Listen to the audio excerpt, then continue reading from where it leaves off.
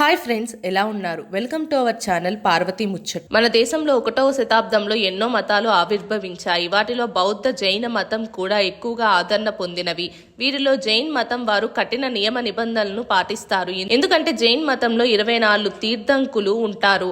వీరిని జైన్ మత దేవుళ్లగా పూజిస్తారు. జైన్ మతంలో అత్యంత కఠినమైన నియమ నిబంధన సల్లేఖనం. ఈ సల్లేఖనం స్వీకరించిన వారు ఎటువంటి ఆహారం తీసుకోకుండా మరణించడానికి సల్లేఖనం అంటారు. ఇది అందరూ తీసుకోవడానికి అవకాశం ఉండదు. వీరు బ్రహ్మచర్యం పాటించాలి. పాటించిన తర్వాత వీరికి సులక్ అనే దీక్షను ఇస్తారు. ఇది అయిపోయిన తర్వాత ఐలక్ దీక్షను పాటించాలి. ఈ దీక్షలో భాగంగా మాత్రమే వస్త్రాలు ధరించాలి. సంచార జీవితాన్ని గడపాలి.